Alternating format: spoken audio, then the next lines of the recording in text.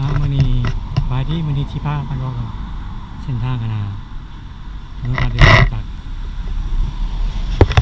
วัดนาไปหาเพื่อนไปตึกขยอง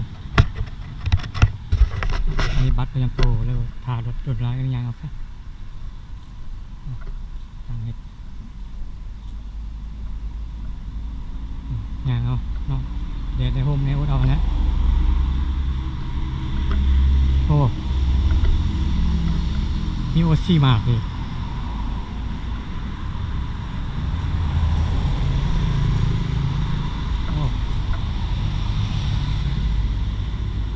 ขายเครื่องของคักเลย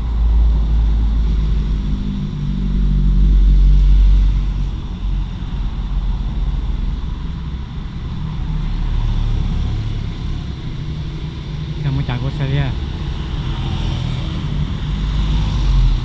คักเนาะ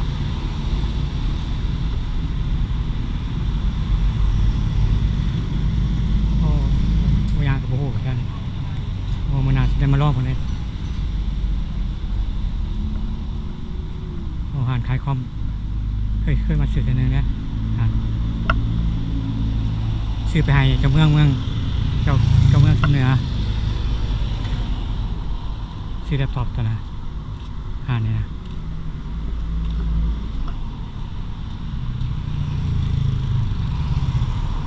ช่วงนี้เป็นช่วง10 โมงไปรถกันร้ายเนี่ยนิดนึงเนาะรถก็อยากร้ายเนี่ย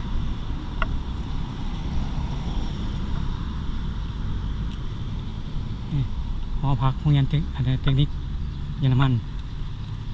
อันนี้มันสระอาบน้ำ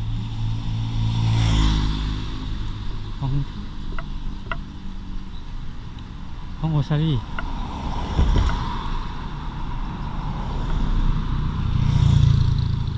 โอ้ไฟเขียวเล็งเลยเนาะไปกันเลย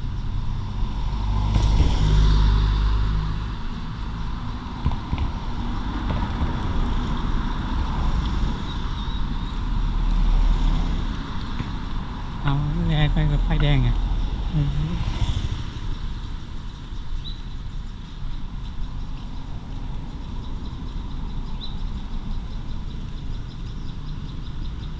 นี่เป็นโรงเรียนเทคนิคเยอรมัน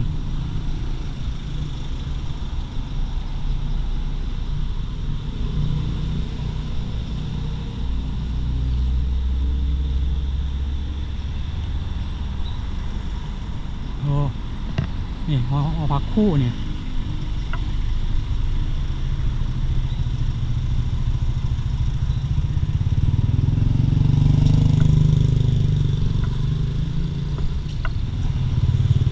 ขี่รถพี่ละกายรถเพิ่นเนาะ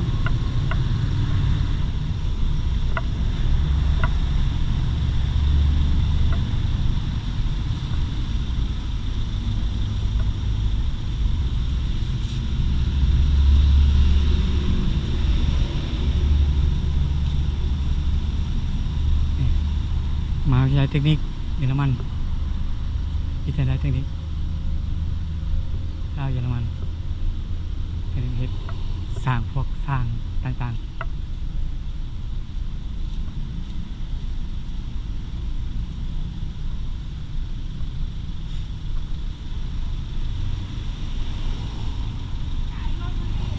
โอ้โหตำรวจ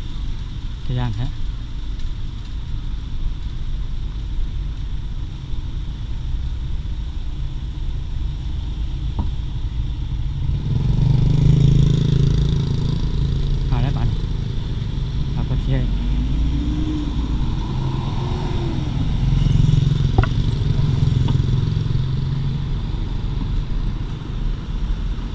นี่เป็นโครงการจะฟังการเตือนเนาะแจ้งไปแล้วบริการแล้วมันฮอนไลน์เมื่อไหร่จะมาเบิ่งเนาะ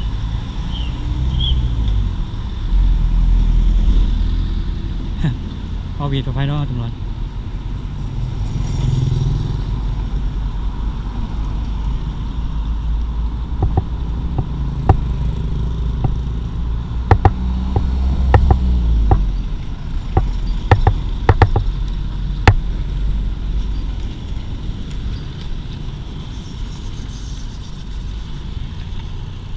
นี่คือ MK อาหาร MK คนเวลาไม่จะเศรษฐีมากินหน่อย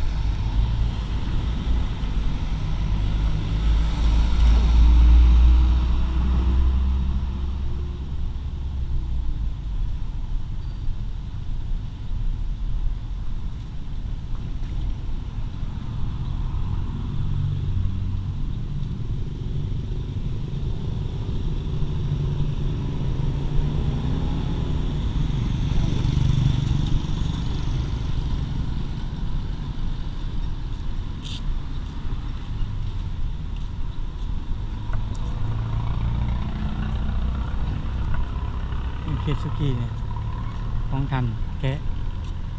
ลูกเศรษฐีสี่ห้า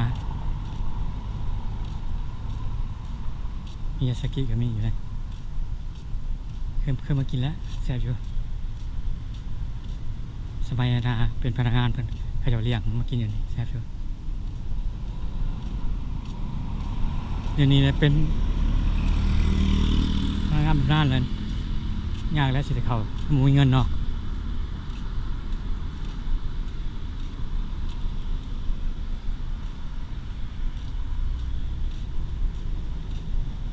โอ้เดินเป็นกว้างหลายเด็ดเลยเนี่ยท่านเศรษฐีสี่ห้านี่กว้างหลายเลย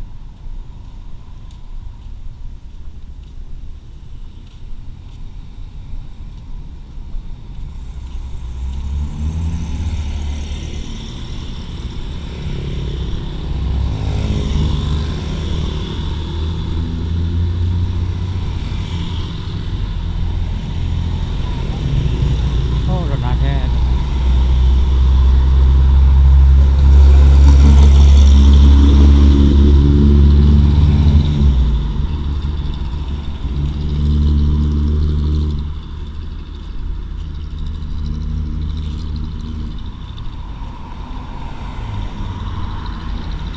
นี่คือตึกสูงๆนี่มันตึกแลนด์มาร์คของจีนเป็นสัปดาห์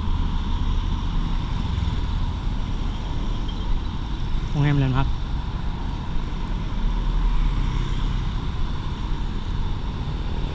นี่ก็ว่างเป็นจากคายเนี่ยโอ้ไม่กว้างดีไว้นี่เป็นสิคายนี่นี่เขามาเจ้าคายอยู่นี่อาจจะแพงนิดนึงเพราะมันอยู่ในเมืองเลย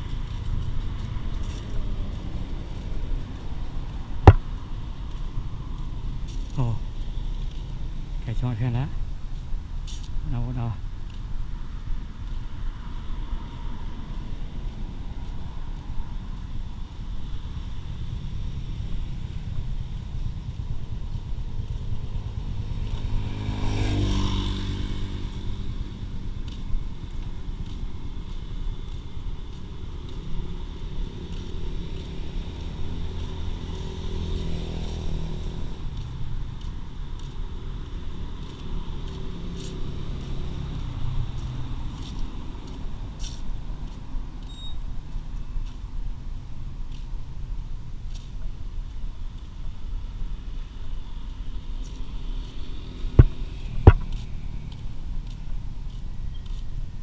เดี๋ยวนี้มันดิน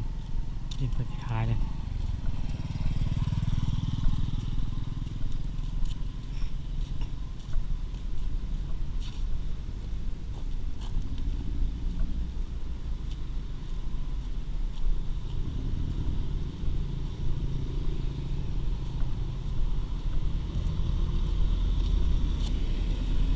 กว้างดีอยู่เลย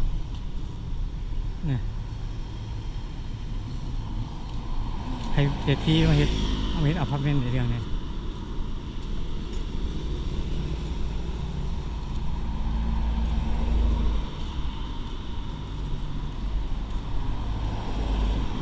เรื่องนั้นเก่าบอลเทคเก่ามารีน่าบอกมีครับของนางกันคนอินเดียซูนเบสนี่ครับ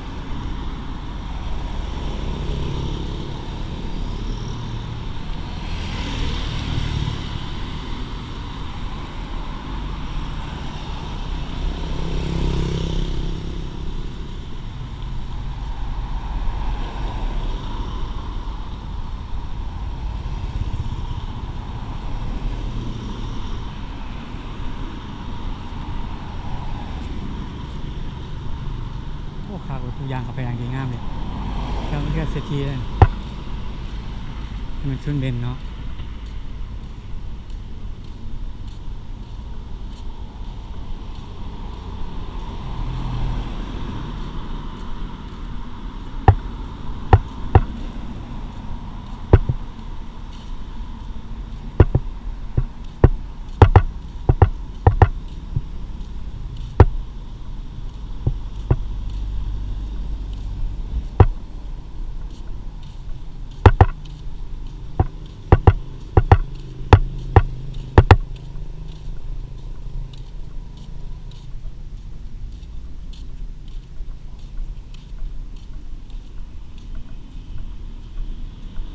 โอ้แต่หอนนะเขากอดยางเขากอดแค่หอนแท้หอนว่ะ3 สาอพาร์ตเมนต์นี่เคยมาเบิ่งเดือนหนึ่งนะ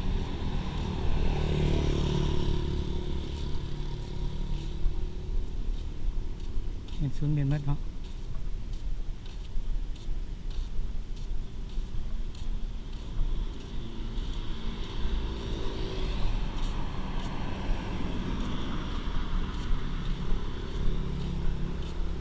เที่ยวนี้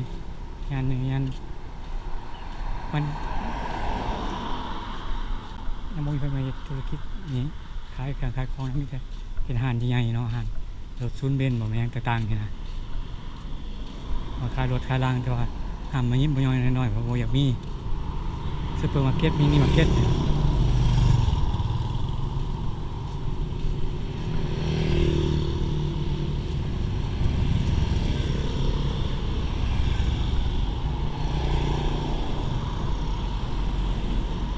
หัวขาว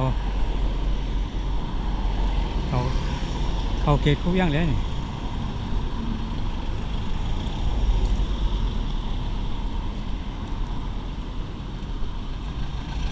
่ค่อยๆไปกระชอเดี๋ยวกันโอ้ยเห็นป่ะ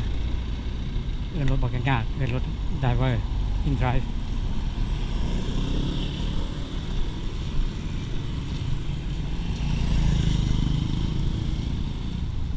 โอ้ยาตัวงามหลายส่วนสาธารณะงามหลายจะขาดการบูรณาเนาะการบูรณาดีๆงามเลย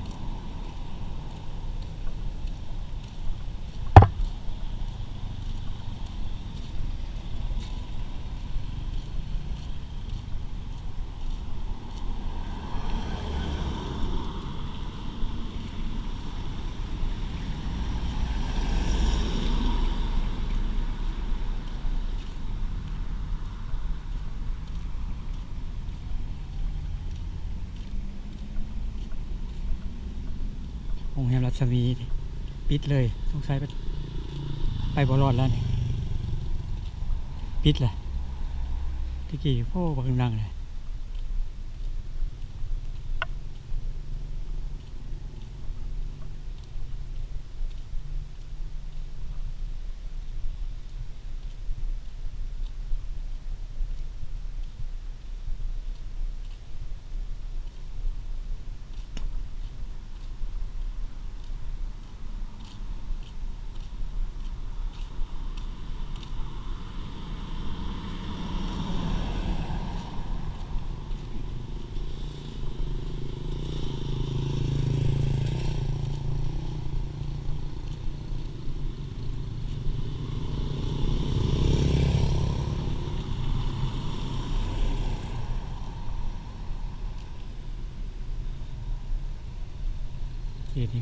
เขตทานอาหาร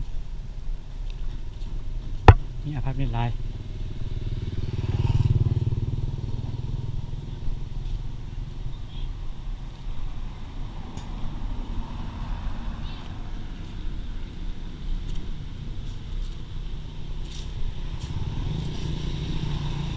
โอ้กำลังพบอพาร์ตเมนต์ใหม่อ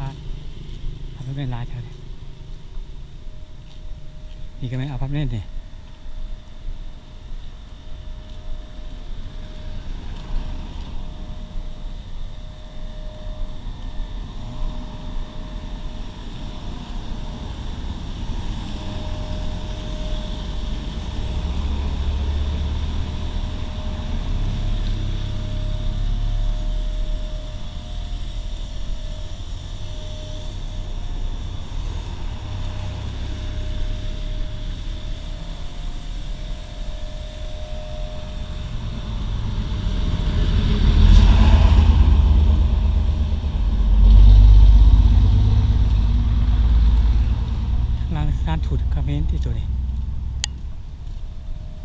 ศมีทางหลังโรงแรมรัศมี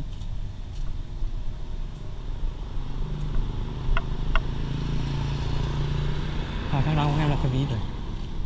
ห้างไปแล้วเป็นห้างไปแล้วใครมีเงินมาทำประทานเอาไหมมาเสียงเป็นมันจริงเลยโอ้น่ะ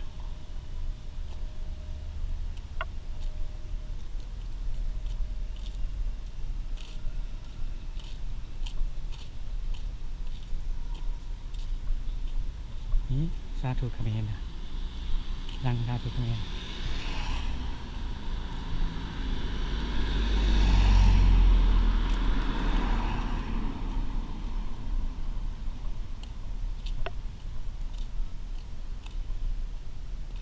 ใครจะฮอดแท้ๆโอ้ยต่อ13,000บ่อยากครับบ่อยากไปนี่ผู้หนึงเอา13,000ผัดมอดเส้นทางมายกเลยเฮ้ย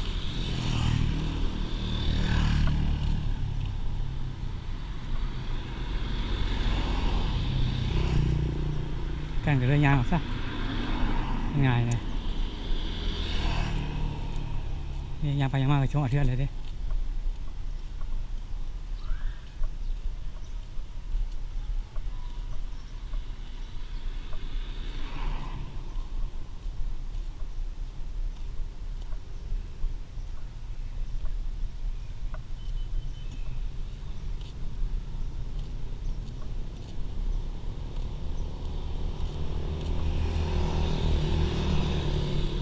รถไฟเอาไปเก่าจริงนะครับไปมันก็เปื่อนเลยเนาะเที่ยวงามเนี่ย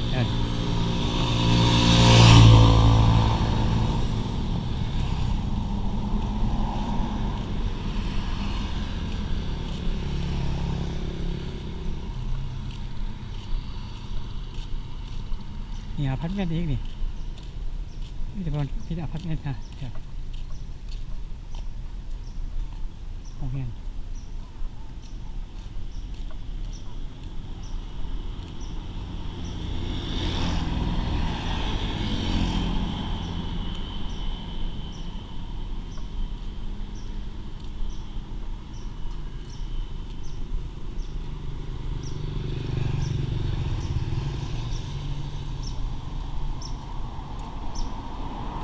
โอ้เย็นดีไปครับเพื่อนผมเย็นดีเนาะสารทุกคนอยู่เย็นร้าน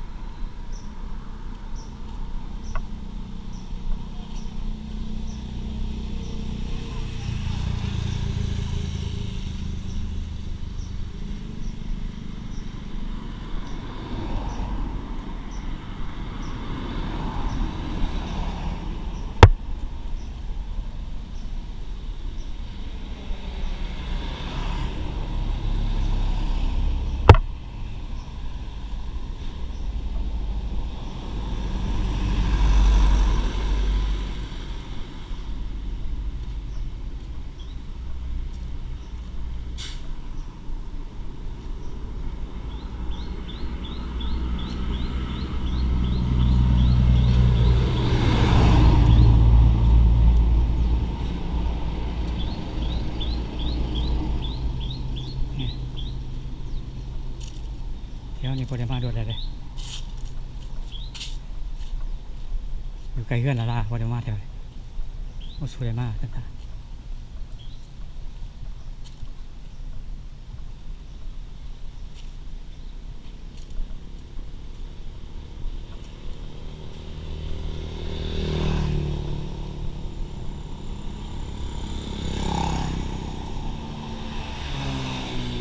พอนี้เลยสิขอจบคลิปเพียงเท่านี้เด้อขอพบกับใจทีเบิ่งจบบ๊ายบาย